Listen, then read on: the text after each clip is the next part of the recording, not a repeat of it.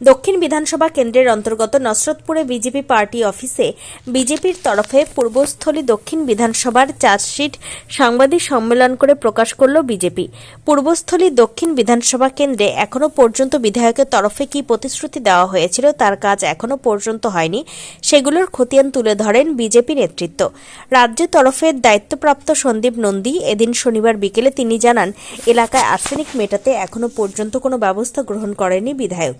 শ্রীরামপুর এবং ধাত্রী গ্রামে যে কোটি কোটি টাকা ব্যয় করে তার তাঁতকাপড় হাট তৈরি হয়েছে তাতে কোনো উপকার তাঁতিদের হয়নি। একই সাথে ধাত্রী গ্রামে তাঁতকাপড় হাটের মধ্যে চলা পুলিশ ফাঁড়ি নিয়েও সরব হন এদিন সন্দীপ নন্দী।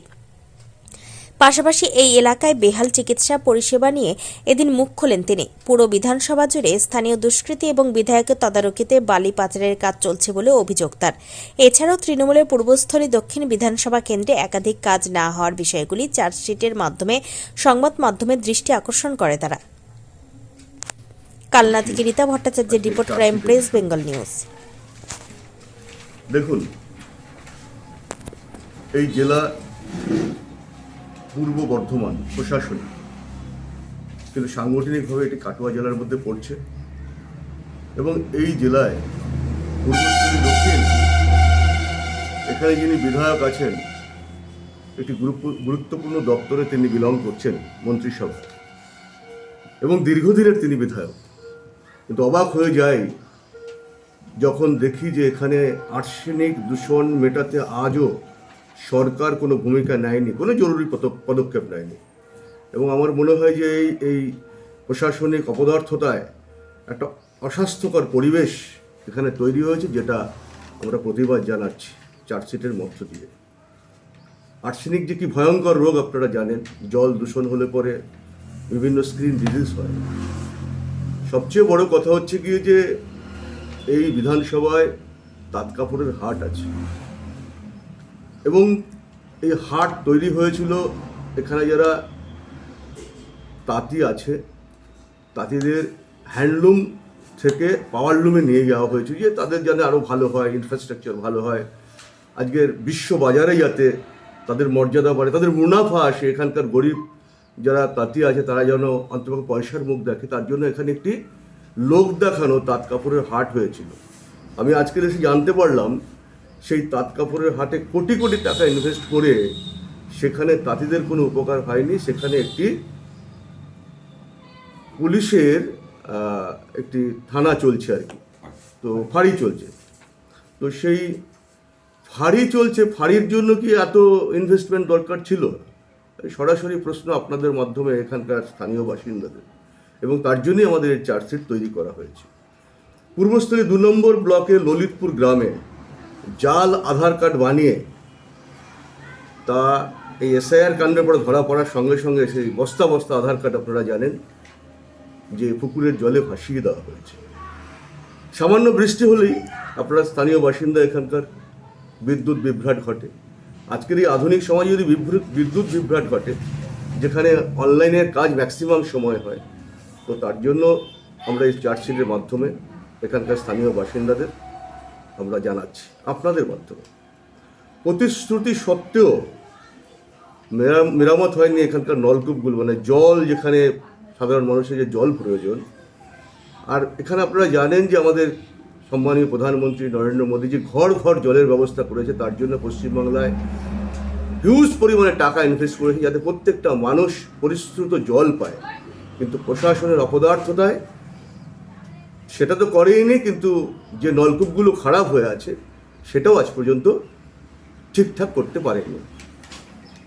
24 ঘন্টা যে চিকিৎসা পরিষেবা দেওয়ার দরকার, এখানে একজন মন্ত্রী রয়েছেন, সেই মন্ত্রীকে আপনাদের মারফত সরাসরি প্রশ্ন করতে চাই যে আজকে এই আধুনিক সমাজে যেখানে কল্যাণী এইমসের চিন্তা করেছে আমাদের সরকার, তো সেখানে এখানে ন্যূনতম প্রাইমারি স্বাস্থ্যকেন্দ্রে আশাকর্মী ছাড়া কোনো কাউকে পাওয়া যায় না, এবং তাদের রেফার করা হয় না হলে বর্ধমান হসপিটালে, না হলে নবদ্বীপ হাসপাতালে। তো একজন মন্ত্রী হিসাবে তার দায়ভার এড়িয়ে যেতে পারে না। আমরা বিশ্বাস করি যে আমাদের আগামী যে সরকার হবে, এখান থেকে এখানকার জনসাধারণ মুক্তি পাবে এবং 24 ঘন্টা আমরা পরিষেবা দিতে পারব।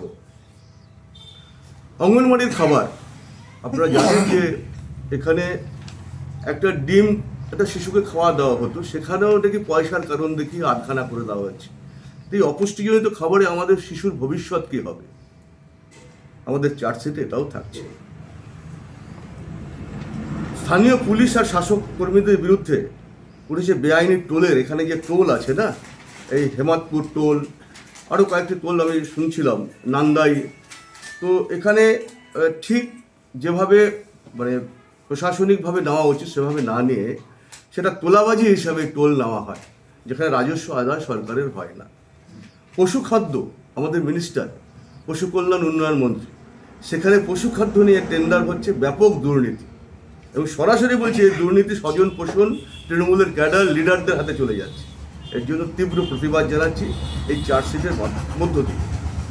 এআরডি প্রকল্প হয়েছে ব্যাপক দুর্নীতি, টাকা দেওয়া হলো, মানুষ সরাসরি সেই টাকার সুবিধা পাচ্ছে না।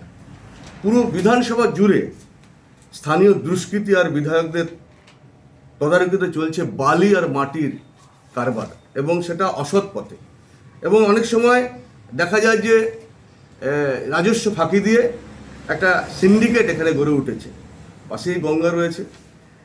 পুরো বিধানসভা জুড়ে স্থানীয় দুষ্কৃতী আর বিধায়কদের তদারকিতে এটা চলছে। কিন্তু আর পিএম আবাস যোজনা, পিডিএস প্রকল্পে চলছে তৃণমূলের ব্যাপক দুর্নীতি। তো এইসব দুর্নীতি ছাড়াও যেটা আজকে আমি এসে জানতে পারলাম, অদ্ভুত ব্যাপার আমাদের জানাই, যেটা স্কুলকে কেন্দ্র করে এখানকার থেকে প্রায় 10-12 কিলোমিটার দূরে গয়ারাম দাস বিদ্যা মন্দির, এবং শুনেছি নাকি যে গয়ারামবাবু নিজে জমি দিয়েছিলেন বেশ কয়েক একর। তো সেই জমি কেলেঙ্কারির সঙ্গে যুক্ত হয়ে পড়েছে এখানকার স্থানীয় তৃণমূলের লিডাররা। এর জন্য তীব্র প্রতিবাদ জানাচ্ছি। শিক্ষার উন্নয়ন করবে কি, তারা স্বজন পোষণে ব্যস্ত হয়ে পড়েছে। আর সরাসরি আপনাদের মাধ্যমে বলতে চাই যে খালবিল মেলা ঠিক আছে, খালবিল মেলার নাম করে সরকারি তহবিল আপনি নষ্ট করছেন। আমি বিধায়ককেই প্রশ্ন রাখছি, কৃষি মেলার আয়োজক করে কৃষকদের তো কোনো উন্নয়ন হচ্ছে না। যাতে কৃষকদের উন্নয়ন হয় সেই ব্যবস্থা আমরা আগামী দিনে যে ক্ষমতায় আসছি, ভারতীয় জনতা পার্টির সরকার আসবে, এবং আমি আমরা বিশ্বাস করি যারা আমরা এখানে বসে আছি, যে এই চার্জশিটের মধ্য দিয়ে আপনাদের মাধ্যমে সমস্ত ঘরে ঘরে পৌঁছে যাওয়া আমাদের এই বার্তা, এবং আগামী দিনে পূর্বস্থলী দক্ষিণ বিধানসভা বিজেপি জিতবে, এবং যে কাজগুলো এখানকার বিধায়ক, এখানকার তৃণমূলের নেতা নেত্রীরা এতদিন করতে পারেনি, আমরা সেই কাজগুলো করে জনসেবা সমস্ত মানুষকে দিতে পারবো আগামী দিনে। ধন্যবাদ সকলকে, নমস্কার।